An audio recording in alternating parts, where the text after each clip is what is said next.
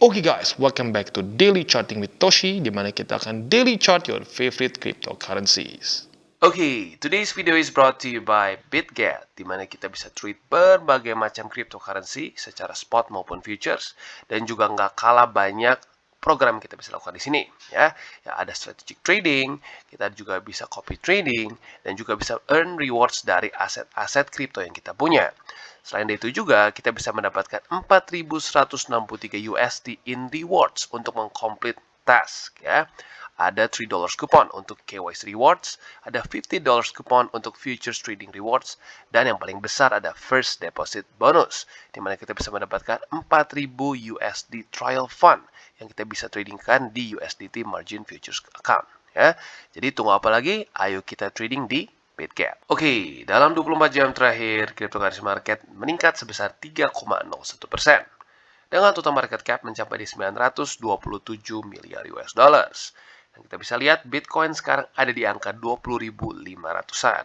Sepertinya kode angkanya dia berhasil close daily di atas dari MA20, and that's good, ya.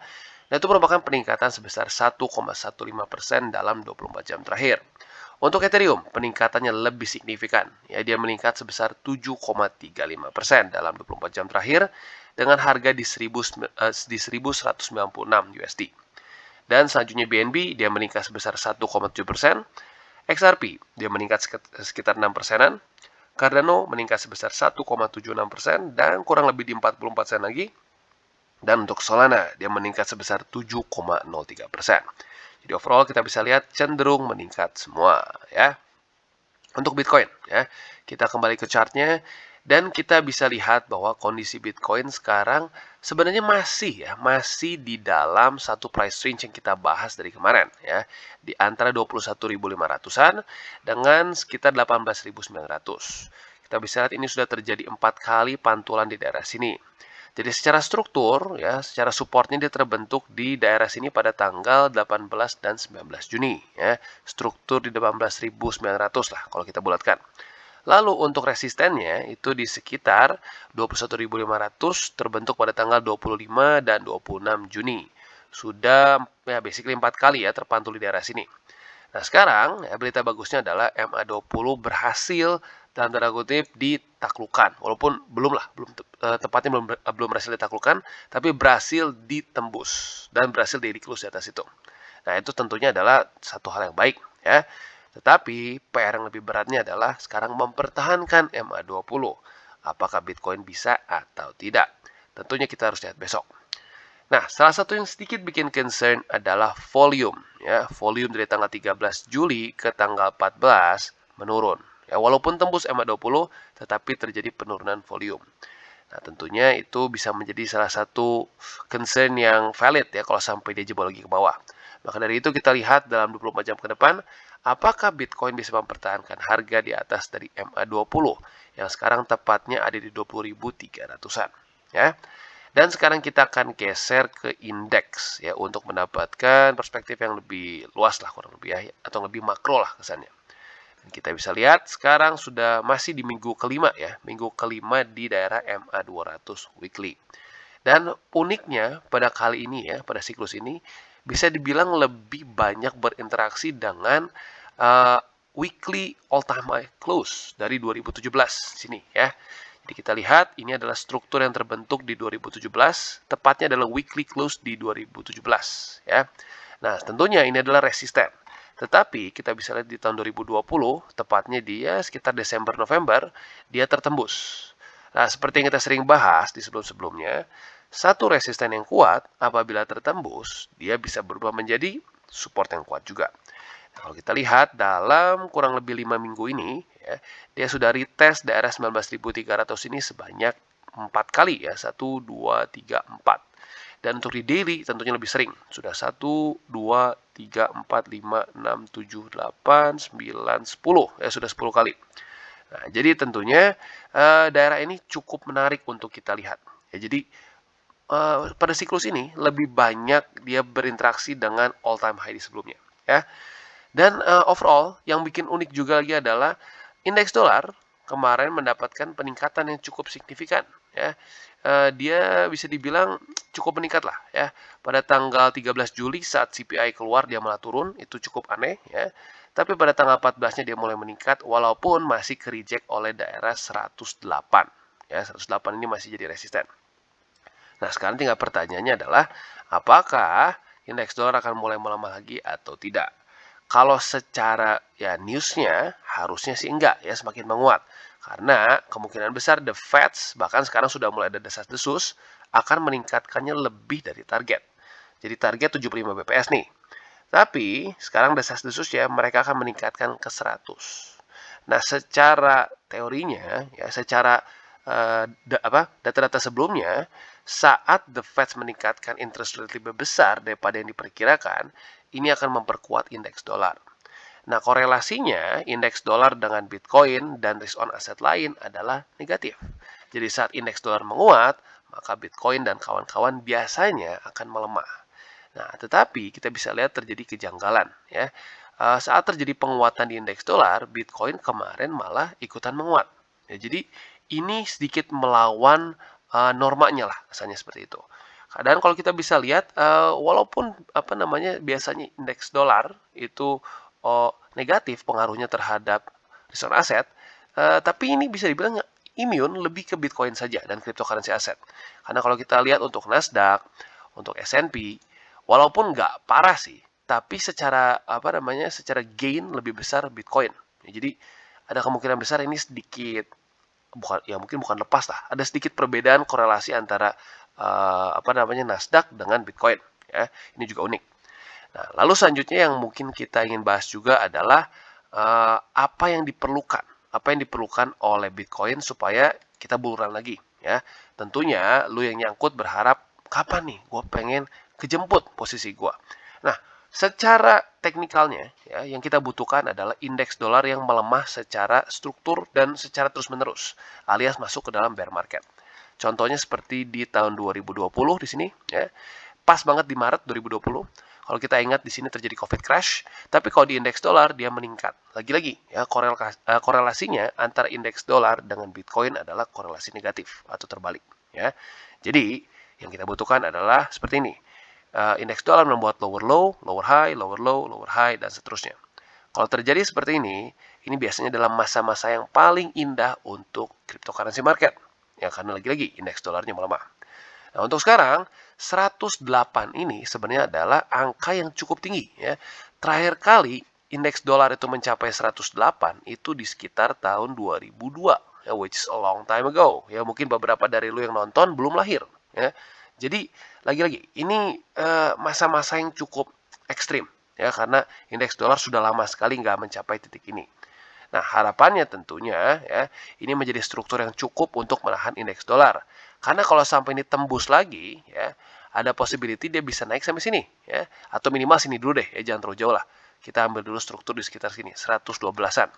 Kita zoom in biar lebih jelas ya, 112-an di sini. Nah, ini adalah struktur support sebelumnya.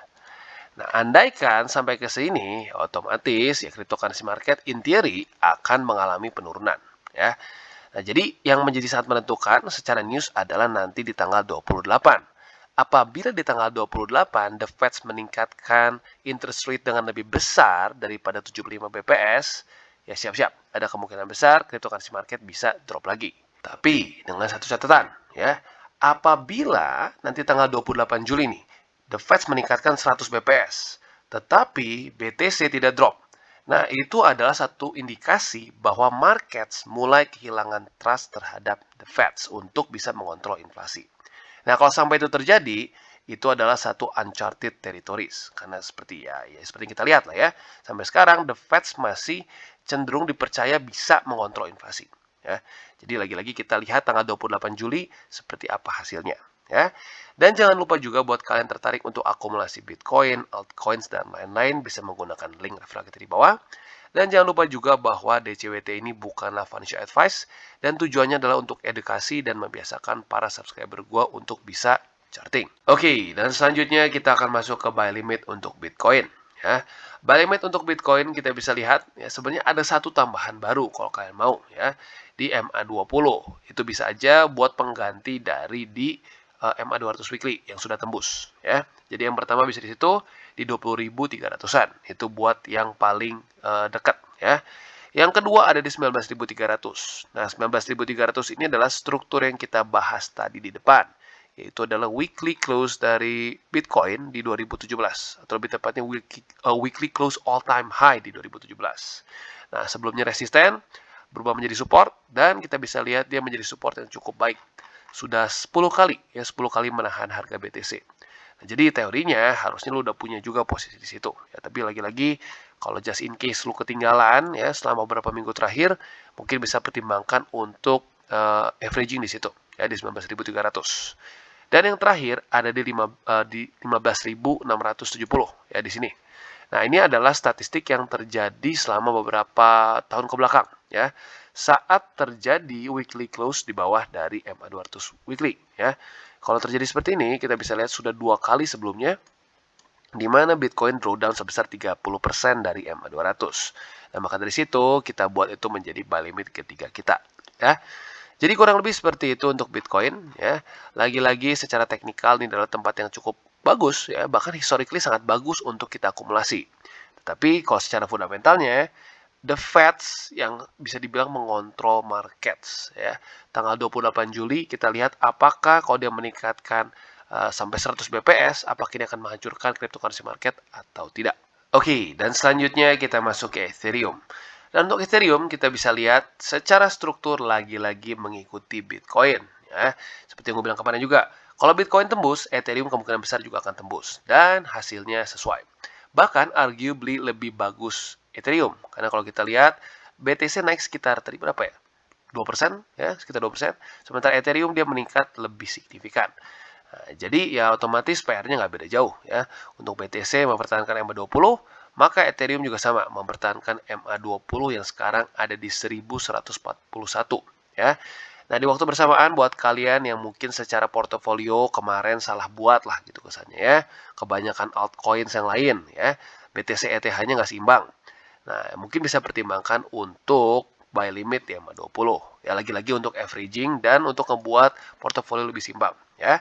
Dan selanjutnya buat kalian yang tertarik untuk nge-short ya mungkin bisa tetap bersabar, tunggu aja di daerah 1242 ya. Kalau terjadi konfirmasi rejection ya. Nah, seperti di sini ya terjadi konfirmasi rejection. Nah, lu mungkin boleh pertimbangkan untuk nge-short. TP-nya di mana? TP-nya ada 2 ya. Buat yang lebih konservatif bisa di MA20 ya. Buat yang lebih agresif bisa pertimbangkan di 1048 USD ya. Buat kemarin yang nge-short di sini dapat tuh dua-duanya ya. MA20 dapat, di 1048 juga dapat. Ya, jadi lagi-lagi buat lu yang siap untuk buka posisi futures karena lagi-lagi nggak semua orang cocok ya. Nggak semua orang juga ya nggak semua orang cocok lah intinya ya. Nah, kalau udah siap dengan resikonya silakan boleh saja buka, tapi pastikanlah punya stop loss yang jelas ya. Jadi kurang lebih seperti itu untuk Ethereum. Oke, dan selanjutnya Atom. Kita bisa lihat kemarin dia dengan sangat kuat menembus MA50 dan 20 secara sekaligus. Ya, jadi ya balik lagi ini makanya kenapa pentingnya kita harus tunggu konfirmasi rejection ya. Gua harap kemarin nggak ada yang buka posisi short di 20 atau 50 ya, karena lagi-lagi gue bilang kalau lu mau buka posisi short butuh konfirmasi, jangan cuma kena doang. Kalau kena doang ya sering kali kayak gini fake out ya. Nah, jadi kita bisa lihat dengan sangat jelas dia kemarin itu ketahan oleh daerah $8.99. Atau biar lebih gampangnya kita bulatkan ke $9 ya. Jadi close-nya tepatnya di $8.98 ya. Jadi kurang sedikit. Nah, tapi pada hari ini kita bisa lihat bahwa Atom sekarang berusaha untuk lanjut lagi menemukan momentum dan close di atas dari $9. Nah, ini penting. Kenapa? Apabila ya Cosmos berhasil close di atas lagi dan berhasil mempertahankan $9, kita bisa mulai pertimbangkan untuk akumulasi lagi Atom secara spot. Ya, karena kenapa? $9 ini adalah struktur summer low bagi Cosmos di 2021. Ya, jadi kalau sudah berhasil di reclaim dan ini bisa menjadi support, kita bisa pertimbangkan untuk buy limit lagi. Ya, jadi kurang lebih seperti itu untuk Atom. Nah, kalau buat nge-shortnya, ya kita lihat apabila terjadi lagi false breakup seperti di sini, ya pada tanggal 8 Juli dia turun lagi, ya kita bisa pertimbangkan untuk nge-short. Jadi kurang lebih seperti itu. Dan untuk nge-short tentunya ya kita bisa jelas TP-nya antara di MA 20 atau 50. Itu untuk yang lebih cenderung konservatif. Buat yang lebih agresif ya dan siap resikonya ya boleh pertimbangkan di daerah 7 dolar lebih 31 sen ya. Jadi kurang lebih seperti itu untuk Cosmos. Oke, dan selanjutnya kita masuk ke AVAX. Untuk AVAX kita bisa lihat bahwa dia masih berhasil mempertahankan MA20 kemarin ya. Dan volume pun menambah dari tanggal 13 Juli, which is good. Karena beberapa aset lain ada yang nggak meningkat volumenya ya, termasuk BTC seingat gua ya. Kita lihat BTC turun tuh volumenya. Untuk AVAX dia naik, which is good. Tetapi MA50-nya masih belum bisa dia taklukkan. Ya, bahkan pada hari ini pun kita bisa lihat harga masih cenderung ke reject oleh 50. Ya, jadi tentunya PR besar bagi AVAX dalam beberapa hari ke depan, atau kalau bisa ya hari ini juga diselesaikan, yaitu adalah daily close di atas dari MA50. Ya, jadi kurang lebih seperti itu. Kalau untuk spotnya sebenarnya kalau lu mau pertimbangkan untuk buy di MA20 boleh-boleh saja ya. Masuknya lebih ya cenderung ke high risk ya. Untuk yang medium bisa di 14 dolar lebih 75 sen. Dan untuk yang nge-short ini cukup ini ya bisa dibilang kayak di mirror ya. Andaikan MA50 lagi-lagi menahan harga AVAX dan mereject lebih tepatnya bukan cuma menahan ya, mereject harga AVAX, lu bisa pertimbangkan untuk nge-short. Nah, saat lu nge-short ada dua tempat untuk take profits ya. Yang pertama di MA20 untuk yang lebih konservatif ya. Dan buat yang lebih agresif bisa pertimbangkan di 14 dolar lebih 75 sen ya. Jadi kurang lebih seperti itu untuk AVAX. Oke, dan selanjutnya kita masuk ke Phantom. Untuk Phantom kita bisa lihat ada peningkatan harga lagi, tetapi bisa dibilang nggak extremely signifikan juga. Dan salah satu hal yang ingin gue point out adalah pengurangan, atau bukan pengurangan, penurunan ya, penurunan volume dari tanggal 13 ke tanggal 14 Juli. Nah, ini tentunya bisa terjadi lagi skenario seperti di beberapa aset yang sebelumnya pernah gue bahas ya. Bagi lo yang terus stay tune di DCWT tahu pasti ya, yaitu adalah saat harga meningkat tetapi volume turun. Seringkali aset tersebut akan ke-reject oleh resisten terdekat. Nah, yang sekarang terdekat adalah MA20. Nah, buat lu yang udah nggak sabar nge-short, pasti udah kepikir, wah ini bagus nih ya. Kalau dia ke-reject oleh 20, bisa gue short. Dan yes, ya itu salah satu setup yang cukup oke. Nah, untuk TP-nya ada beberapa tempat. Yang pertama bisa di sini, ya di daerah 23 sen. Ini untuk yang paling konservatif. Dan buat yang lebih agresif bisa pertimbangkan di 21 sen. Atau biar lebih konservatif lagi, lu naikin lah ke 22. Ya. Jadi kurang lebih seperti itu untuk FTM. Dan untuk spotnya sebenarnya ya, dari kondisi sekarang sih lebih baik ya. Ya udah lu kalau mau pertimbangkan untuk averaging, sekalian aja di summer low di daerah 15 sen. Ya. Jadi kurang lebih seperti itu untuk Phantom. Oke, dan sekarang kita akan masuk ke Solana. Dan untuk Solana kita bisa lihat bahwa kemarin dia berhasil menembus MA20 dan technically speaking juga berhasil menembus MA50. Tapi sangat tipis. Ya, literally tipisnya cuma beda sen. Ya. Untuk MA50 kemarin itu di 37 dolar lebih 3 sen. Sementara close daily-nya yang tadi pagi jam 7 itu 37 dolar lebih 11 sen. Jadi literally hanya beda berapa tuh? Ya nggak sampai 10 sen ya. Nah, maka dari itu lebih bijaknya kalau kita tunggu besoknya. Apakah dia bisa mempertahankan MA50 atau tidak? Kalau bisa, ya berarti artinya beneran ketembus. Kalau gagal, artinya false break up ya. Nah, tentunya itu bisa menjadi dua skenario yang ya kita bisa beda lah untuk kita treatnya ya. Andaikan dia gagal nih, gagal mempertahankan M50 dan tembus lagi ke bawah. Itu tentunya bisa menjadi peluang buat kita untuk nge-short ya. Nah, kalau kita nge-short di sini TP di MA20 kayaknya terlalu tipis. Ya, jadi mungkin kita ambil resiko lebih besar sedikit dan ambil TP-nya di daerah 32 dolar lebih 68 sen. Di mana ini adalah satu struktur yang basically sudah dua kali nih ya. Dua kali, bukan dua kali tapi berkali-kali sih. 1, 2, 3, 4, 5, 6, 7. 7 kali menahan harga Solana ya. Jadi tentunya itu bisa menjadi tempat yang cukup oke lah untuk kita TP ya.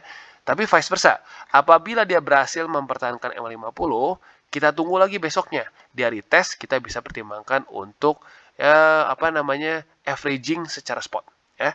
Jadi kurang lebih seperti itu untuk Solana. Oke, dan sekarang kita akan geser ke BNB. Dan untuk BNB kita bisa lihat bahwa dia berhasil menaklukkan MA20 ya. Jadi pada tanggal 13 Juli kita bisa lihat close-nya sangat dekat ya dengan EMA20 ya, tipis. Karena kalau tipis ya sudah kita lihat besoknya, dan besoknya kita bisa lihat ternyata dia berhasil menaklukkan EMA20, which is good ya. Dan ini adalah kurang lebih gambarannya kalau sampai Solana berhasil menaklukkan MA50 ya. Jadi price action yang kita perlukan adalah kurang lebih seperti di BNB sini ya untuk si Solana. Nah, jadi untuk sekarang MA20 gimana nih Bang? Boleh nggak di averaging untuk spot? Kalau gue pribadi lebih baik hold dulu aja, karena dia masih belum bisa reclaim summer low. Jadi summer low untuk BNB itu di 263,6. Jadi kalau gue rasa sih sebelum kena di situ ya kita hold dulu aja lah secara spot. Nah, untuk nge-short ya sebenarnya bisa aja kalian pertimbangkan di MA50 ya. Kalian nge-short di MA50, TP bisa pertimbangkan di MA20. Buat kalian yang lebih risk taker bisa pertimbangkan di daerah 216 ya, karena kita bisa lihat kemarin pada tanggal 13 Juli juga dia nge-wick sampai situ. Ya, jadi lagi-lagi gue ulangi, untuk nge-short ya bisa pertimbangkan di MA50, dan TP-nya buat yang lebih konservatif di MA20 di daerah 229 USD, atau buat kalian yang lebih agresif bisa pertimbangkan di 216 dolar ya.